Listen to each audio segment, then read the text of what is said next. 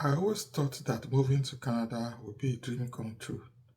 I pictured the gorgeous scenery, the friendly people, and this amazing new life. But what nobody tells you about is the silent baffle you face after you land. For me, the reality wasn't just culture shock. It was this deep loneliness and emotional exhaustion I just never saw coming. So this is another video about the cost of living or the cold winters. This is the real unfiltered story of the painful side of immigration and what it actually took to finally feel at home here. The first few weeks were a total whirlwind of excitement, unpacking, exploring my new neighborhood, trying a Nanaimo bar for the first time. It all felt like a huge adventure. But once the novelty wore off and my new routine started to set in, this weird feeling began creeping in. It started as a deep, unshakable tiredness that no amount of sleep could fix. It felt like my body was just running on empty, even on days I hadn't done much at all. Then other things started popping up. A nagging ache in my shoulders, a cold that just wouldn't go away, and my appetite went completely haywire. It took me months to figure out that this wasn't just a string of bad luck. It was my body having a physical reaction to the massive psychological stress of being a stranger in a new country. I was neck deep in a culture shock, so intense it was showing up physically. The hardest part, though, the loneliness, and I don't just mean missing my family and friends. Video calls could put a temporary ban on that. This was a different kind of ache, a profound sense of feeling completely invisible. I was surrounded by people, but I wasn't with them. I do go to the grocery store and have a nice little chat with the cashier or someone will hold the door for me with a smile, but the connection was paper thin. It felt like I was watching a movie of someone else's life and I was just a ghost floating through it all. And it turns out this feeling is incredibly common. Research shows that immigrants in Canada often experience more loneliness than people born here. So there I was fighting this silent battle every single day with no clue how to even start winning. It was only when I got real with myself about how hard things were that I started to get what was going on. I want to share the 5 truths I learned about culture shock because they are the key to getting through it. First up, politeness isn't friendship. You will see it right away. Canadians are incredibly polite. People will say sorry when you bump into them and the whole doors open and they will wait in line for pretty much anything. At first, this feels amazing and so welcoming. But then you start to realize that this friendliness has a boundary. Canadians really value their personal space. Think of it like an invisible arm's length bubble that doesn't get broken in most casual chats. This politeness is all about social harmony, but it's not always an invitation to be friends. Thinking that general courtesy is a budding friendship is a classic newcomer mistake, and it can leave you feeling confused and even more isolated when those deeper connections don't happen. The second truth, your body keeps the score. Culture shock isn't just in your head, it's a full body experience. The non-stop mental gymnastics of figuring out new social rules, translating conversation into your head, and just trying to understand how things work is draining. This mental stress often pop up physically. Maybe it's constant fatigue, word aches and pains, getting sick all the time, or your sleep schedule being a mess. It's I spent months thinking I was just chronically unwell, but my body was basically screaming for a break from the stress of it all. It's not a sign of weakness, it's a total normal psychological response, which leads to the third and maybe the toughest truth. Loneliness is a physical ache, and I'm not just talking about being homesick. I mean a deep, gnawing feeling of being totally alone that can honestly feel like a weight on your chest. You can be in a packed city, on a crowded bus, or in a busy office and feel completely disconnected.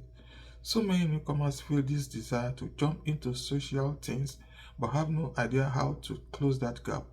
And while technology is great for staying in touch with people back home, it's no substitute for having a real life community.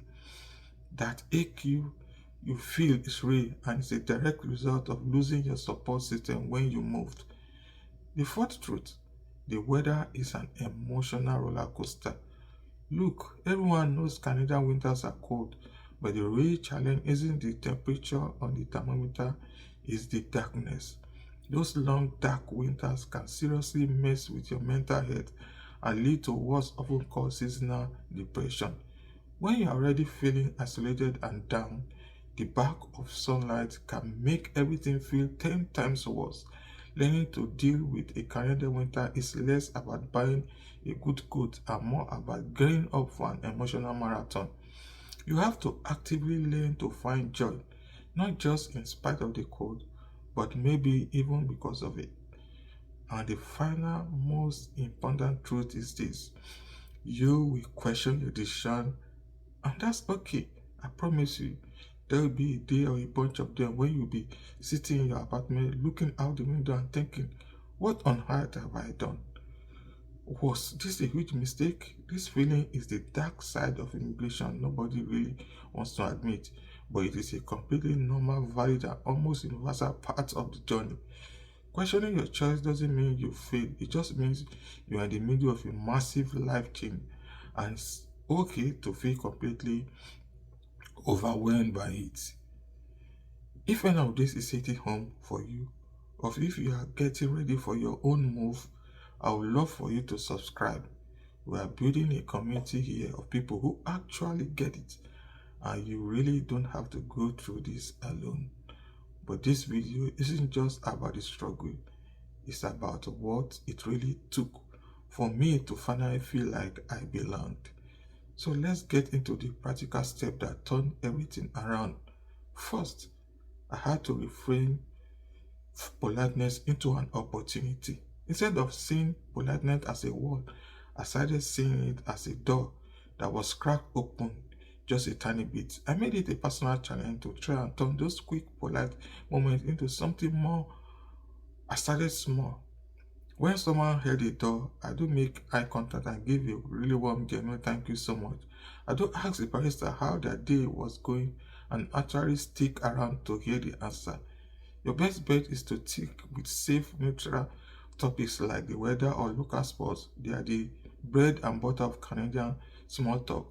On the professional side, I started connecting with people in my industry on LinkedIn before I even needed a job, which helped me build a professional network from day one. Second, you have to actively fight the physical drain. Once I realized my exhaustion was tied to my mental state, I started getting intentional about the taking care of my body. I made myself go for a walk every single day, even if it was just for 15 minutes in the freezing cold. I found a simple yoga routine on YouTube I could do right in my living room. I prioritized sleep like it was my job. This wasn't about some big fitness goal, it was about managing the physical side of my stress. And by taking back that control, I found I had so much more energy for the emotional stuff. Third, and this is the absolutely biggest one, you have to build your found family. You can beat loneliness by yourself. It's just not possible. You have to get out there and actively build a new support system. I started my looking up newcomer support groups in my city. The Canadian government and local non-profit have tons of settlement services that you likely design to help you connect with people. I also started volunteering one afternoon a week at a large local food. Volunteering is a cheap code for connection. You get a shared purpose and you meet people who care about the same things you do. The goal isn't to make 20 friends overnight. The goal is to find one or two people you can have a real honest conversation with. Fourth, you must conquer the winter. I used to hate winter. I just saw it as this miserable thing I had to survive. My whole mindset changed when a Canadian friend told me, there is no such thing as bad weather, only bad clothing. I took that to heart. I invested in proper way, a warm waterproof coat, insulated boots, good gloves, and then I did something I never thought I'd do. I tried a winter activity. I went skating at the local outdoor rink. It was terrifying. I fell a lot, but for the first time, I felt this little spark of joy in the middle of winter. Finding a way to embrace the cold, whether it's through sports, a crisp snowy walk, or just getting cozy indoors, is so important for your happiness here. And finally, Step 5 is to acknowledge and care for your mental health. There is zero shame in admitting that you are struggling. Culture shock can really affect your mental health, leading to anxiety and depression. The good news is Canada has resources and they are there for you to use. Many universities, community centers, and organizations like Access Alliance or CICS offer free or low cost counseling just for newcomers. You can also talk to a family doctor to get a referral. Asking for help isn't a sign of failure, it is a sign of incredible strength. It's you taking charge of your own well being so you can build the amazing life you came here for. Getting through culture shock in Canada was one of the hardest things I've ever done. It was a silent, lonely fight that left me exhausted and second guessing everything. But pushing through it, actively building a community, and learning to embrace the hard parts has made me more resilient than I've ever imagined I could be. It's a journey that really changes you. That was my story, but now I really want to hear yours. What has been the biggest culture shock for you in Canada? Or if you are planning a move, what are you most nervous about? Share your experience in the comments below. Let's help each other out. Your story might be exactly what someone else needs to hear to feel a little less alone. Thanks for watching, and please remember you are not alone on this journey.